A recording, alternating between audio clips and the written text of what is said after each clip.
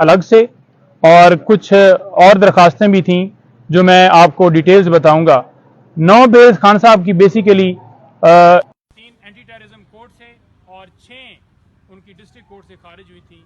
तमाम ऑर्डर्स को हमने इस्लामाबाद हाई कोर्ट के अंदर चैलेंज किया, जो कि आज समाज के लिए फिक्स थी। इस बुनियाद के ऊपर खारिज हुई कि खान साहब पेश नहीं हुए, अदम पैरवी की वजह से खारिज की गई। अब बात यह है कि कानूनी तौर पर वीडियो लिंक के जरिए भी हाजिर लगाई जा सकती थी या फिर उनको तलब कर लिया जाता, जो कि हमने मुतलका कोर्ट से गुजारिश की, लेकिन हमारी दरख्वास्त मंजूर नहीं की गई और खान साहब की बेल जो है टेक्निकली बुनियादों के ऊपर खारिज कर दी गई। आज हमने वही गुजारिश यहाँ पर की है और 6 की हद तक जो है समाअत हुई और 3 बेल्स, क्योंकि दरखास्तें जो हैं वो हमारी पेंडिंग हैं डीबी के अंदर। तो मोअज़्ज़ज़ जो चीफ साहब हैं उन्होंने कहा कि क्योंकि मामला डीबी के अंदर पेंडिंग है तो ये सारी दरखास्तें वहाँ पर डीबी में समाअत की जाएंगी। दूसरे नंबर पर हमने एक दरख्वास्त दी थी जिसमें हमने ये इस्तदा की थी कि खान साहब को अडयाला जेल शिफ्ट किया जाए, क्योंकि जो हुमायूं दिलावर साहब का फैसला था उसके मुताबिक जो उन्होंने सज़ा दी उसमें वाज़ह तौर पर उन्होंने अडयाला जेल के अंदर जो है वो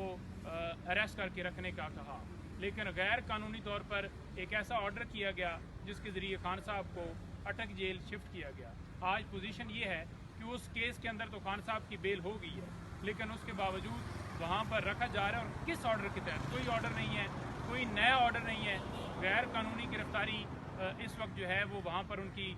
जो है वो अरेस्ट है। किसी तरह से कानूनी तौर पर उनका जो है वो वहाँ पर रखना 1 मिनट भी कोई जवाब नहीं। और आज हमने ये देखा कि जो सरकार है वो वाज़ह तौर पर बड़ी बेबस नज़र आई। उनके पास कोई ऐसा नया नोटिफिकेशन नहीं था जिसके मुताबिक वो कह सकें कि हमने इस नोटिफिकेशन के तहत उन्हें अटक जेल में रखा है। तो हमने अपने दलाइल दे दिए हैं उसमें, और दीगर फैसिलिटीज़ के हवाले से जो हमारी इस्तदा थी वो भी हमने बताई है कि ये जो रिपोर्ट अटॉर्नी जनरल ऑफिस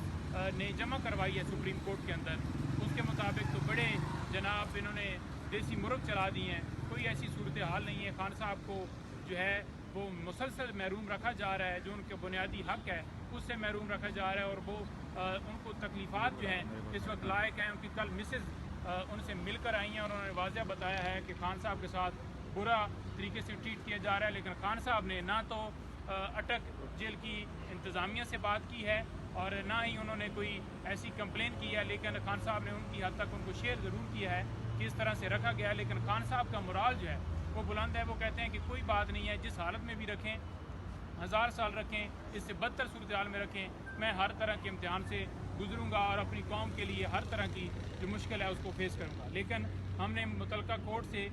अभी इस्तदा की है हाई कोर्ट से कि ये हमारी गुजारिश जो है कबूल की जाए और खान साहब को कानून के मुताबिक जो उनका हक है वो दिया जाए। और हमने ये इस्तदा की कि डॉक्टर की एक्सेस हो या लॉयर की एक्सेस हो, उनको एक्सेस नहीं दी जा रही। और एक ऐसी जेल जो कि वाज़ह तौर पर सरकार की रिपोर्ट के अंदर भी ये है कि 100 साल पुरानी ये जेल है, जिसके अंदर जो है वो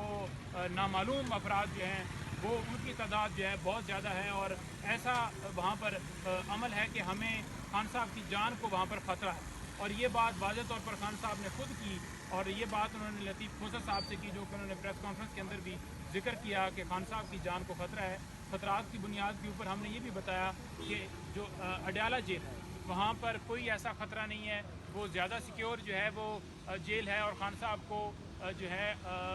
अडयाला जेल शिफ्ट किया जाए, कानून के मुताबिक शिफ्ट किया जाए। और जो उनकी लॉयर की एक्सेस है कि अगर लॉयर को मिलने जाता है तो उसके ऊपर FIR दर्ज कर दी जाती है। अगर कोई वकील उनसे मुलाकात के लिए जाता है तो दूसरे दिन उसको पता चलता है कि आपके खिलाफ वहाँ पर पर्चा दर्ज हो गया, आपने हाथोपाई की है। तो आज वाज़ह तौर पर शेर अफजल मरवत साहब ने भी कोर्ट के अंदर ये गुजारिश रखी कि जनाब मैं हर तरह का जो है इसकी मैं हलफ देने के लिए तैयार हूँ कि अगर कोई ऐसा वक़ूआ हुआ है, मैंने कभी ज़िंदगी में मेरे ऊपर इस तरह का कभी कोई केस नहीं बना, कभी कोई FIR नहीं बनी, और मुझे इल्म ही नहीं है कि मेरे ऊपर FIR दर्ज कर दी गई। यहाँ वाज़ह तौर पर हाई कोर्ट ने कहा कि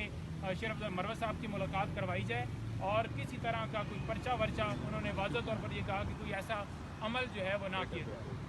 और दूसरे नंबर पर जो बेल खान साहब की साइबर केस के अंदर नीचे समाअत नहीं हो रही थी, वो जज साहब समाअत नहीं कर रहे थे। आज वाज़ह तौर पर इस्लामाबाद हाई कोर्ट ने जो है वो हुक्म दिया है कि किसी तरह से कोई पाबंदी नहीं है उनके ऊपर कि ये एक कॉन्स्टिट्यूशनल पिटीशन, ये एक अलग मामला है जो यहाँ पर पेंडिंग है, और वो जो दरखास्तें 2 हैं वो भी अलग हैं। لہٰذا مین جو بیل ہے اس کے اوپر کوئی ممانعت نہیں ہے، تو وہ ٹرائل کورٹ جو ہے، جو اسپیشل جج جو ہیں تعینات کیے گئے ہیں، وہ ان کے اوپر کوئی کسی طرح سے بار نہیں ہے، وہ اس کیس کی سماعت جو ہے وہ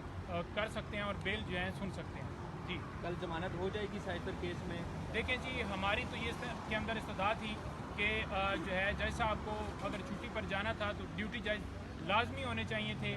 لیکن ایک ایسا نوٹیفیکیشن شائع کیا گیا جس کے اندر کوئی ذکر ہی نہیں ہے کہ ڈیوٹی جج کون ہوں گے۔ پاکستان کی ہسٹری میں کبھی بھی ہم نے ایسا نہیں دیکھا کہ اگر ایک عدالت چھٹی پر ہے یا کوئی ریزن کی وجہ سے وہ اویلیبل نہیں ہے جج صاحب، تو ان کی جو ہے متبادل کے طور پر کوئی ڈیوٹی جج اویلیبل نہ ہو۔ اس دن گزارش بھی ہم نے ایڈمنسٹریٹو جج سے یہی کی تھی، تو انہوں نے کہا تھا کہ 24 عدالتوں کی حد تک میری جو ہے وہ جورسڈکشن ہے، لیکن یہ نوٹیفیکیشن کیونکہ جو ہے الگ سے لا منسٹری نے کیا ہے، تو اس کے مطابق وہاں پر کسی طرح سے جو ڈیوٹی جج ہیں ان کا ذکر نہیں ہے، تو لہٰذا وہ اب معاملہ جو ہے ہم نے ہائی کورٹ کے اندر یہی ٹیک اپ کیا ہے، اور عدالت نے یہ کہا ہے کہ کوئی بار نہیں ہے، لیکن جو ڈیوٹی جج کی حد تک کوئی ابھی تک حکم نہیں ہوا۔ ہمیں امید کرتے ہیں کہ جج صاحب کو واپس آنا چاہیے، کیونکہ ڈیوٹی جج کی جو ہے وہ نوٹیفیکیشن نہیں ہے، نہ کوئی کسی کو اسائن کیا گیا ہے کہ یہ عدالت جو ہے یہ ایز اے ڈیوٹی جج جو ہے وہ رسپونڈ کرے گی، تو لہٰذا جج صاحب کو آنا چاہیے، اور خان صاحب کو بنیادی جو آئین جو ہے حق دیتا ہے فیئر ٹرائل کا، ان کو انصاف ملنا چاہیے۔ جسٹس جو ہے ڈیلیڈ جسٹس ڈینائڈ یہ والا فارمولہ نہیں ہونا چاہیے، اور ان کو انصاف فوراً فراہم کیا جانا چاہیے۔ جی